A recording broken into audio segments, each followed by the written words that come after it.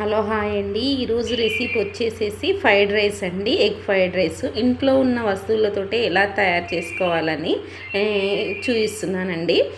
నేను ప్రస్తుతానికైతే నేను వీడియో స్కిప్ అయిపోయిందండి. వీడియో పెట్టాను కానీ నేను బటన్ క్లిక్ చేయడం మర్చిపోయాను. ముందుగానే నేను ఏం వేసుకున్నానంటే అందులో ఆయిల్ పోసేసి ఆయిల్ తర్వాత ఎగ్ వేసానండి. ఎగ్ తర్వాత కొంచెం ఎగ్ మంచిగా ఆయిల్లో బాయిల్ అయిన తర్వాత నేను ఉల్లిపొర వేసుకున్నాను, చిన్నగా తురిమిన క్యారెట్ ముక్కలు వేసుకున్నాను, కరివేపాకు వేసుకున్నాను. అల్లం వెల్లుల్లి పేస్ట్ వేసినా పర్వాలేదు, లేదంటవా అల్లం ముక్కలు వేసిన చిన్న చిన్న ముక్కలు వేసినా బాగుంటుందండి. వాటిని వేసుకున్నాను. లైట్గా పసుపు వేసేసానండి. పసుపు తర్వాత ధనియాల పౌడర్, గరం మసాలా వేసి కలుపుకున్నాను.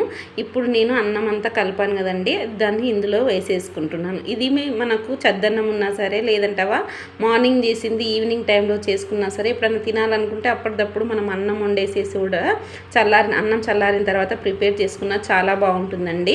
ఇందులో నేను మాత్రం ఫుడ్ కలర్ వేయట్లేదు. ప్లస్ అది ఏమి సాల్ట్ అంటారు కదండి, అజినోమోటో అని అంటాం మేము, అది మాత్రం వేయట్లేదండి. నేను నార్మల్గా న్యాచురల్గానే చేస్తున్నాను. చాలా బాగా టేస్టీగా ఉంటుందండి. లాస్ట్ కొంచెం మనము ఉప్పు వేసేసుకొని ఇందులో కొత్తిమీర వేసేసేస్తే చాలా బాగుంటుంది. చూడండి ఎంత బాగా వచ్చేసిందో, టేస్ట్ అద్దరిపోయే టేస్ట్ వచ్చేసిందండి. చాలా బాగుంది. ఇలా ఇంట్లో ఉన్న వాటితోటే చేసుకుంటే చాలా బాగుంటుంది. మీరు కూడా ట్రై చేయండి.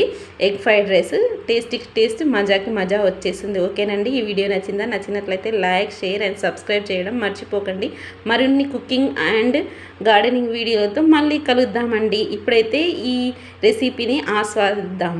ఎలాగుంది టేస్ట్ చూద్దాం. ఓకేనా, బాయ్.